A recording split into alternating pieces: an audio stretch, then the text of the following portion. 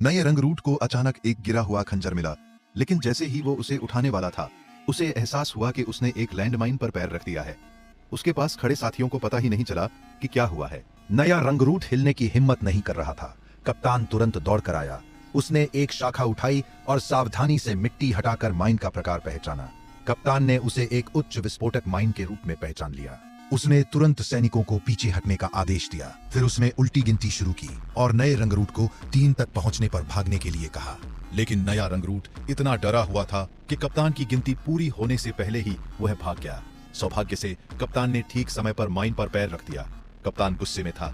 नया रंगरूट पहले भागा था और लगभग उसे मरवा ही दिया था। उसे सबक सिखाने के लिए कप्तान ने एक भयानक चाल चली, लेकिन कप्तान बस हंस पड़ा।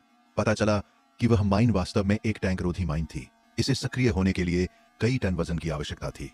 हालांकि इसे फटने के लिए बहुत अधिक वजन की आवश्यकता थी। कप्तान के पास पहले से ही इसका उपयोग करने की योजना थी। उसने रंगरूटों को इसे खोद कर निकालने के लिए कहा। फिर वे उसे एक सुरंग में ले गए। कप्तान के आदेशों का पालन करते हुए उन्होंने पूरी सुरंग में बारूदी सुरंगें बिछा दी। लेकिन जैसे ही वे बाहर डेटोनेटर लगाने वाले थे, एक जासूस ने दुश्मन के टैंकों को सुरंग की ओर बढ़ते देखा। वे दौड़कर वापस आया और कप्तान को बताया, लेकिन कप्तान को अभी भी एक आखिरी काम पूरा करना था। उनके पास पीछे रुकने के अलावा कोई चारा नहीं था, जबकि बाकी लोग पीछे हट गए। इस बार नए रंगरूट ने कप्तान को अकेला नहीं छोड़ा। सौभाग्य से कप्तान ने जल्दी से सारा काम पूरा कर लिया। लेकिन जैसे ही सब लोग जाने की तैयारी कर रहे थे, उन्होंने देखा कि दीवार पर लगा एक तार ढीला हो गया है। कप्तान को वापस जाकर तार को फिर से जोड़ना पड़ा, लेकिन इससे पहले कि वह तार जोड़ पाते, दुश्मन सैनिक सुरंग में घुस चुके थे। उनकी तोपों का सामना करते हुए कप्तान शांत रहे। उन्होंने उनसे कहा कि वह उनके लापता अधिकारी है। उन्होंने एक मृत सैनिक से लिए गए दुश्मन के कपड़े पहने हुए थे। दुश्मन ने उनकी बात मान ली।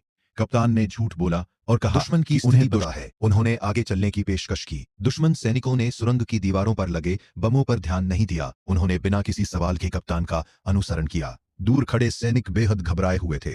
कप्तान ने उप कप्तान को बम विस्फोट करने का इशारा किया, लेकिन उप कप्तान हिचकिचाया। उसे डर था कि विस्फोट में कप्तान की जान चली जाएगी। दुश्मन के टैंक सुरंग के अंत के करीब पहुंच चुके थे। यह देखकर कप्तान और भी चिंतित हो गया।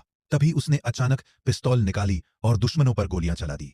लड़ाई के बाद कप्तान को गोली लगी और वह गिर पड़ा। उसके साथियों ने सुरंग को उड़ा दिया और वह पूरी तरह ढह गई।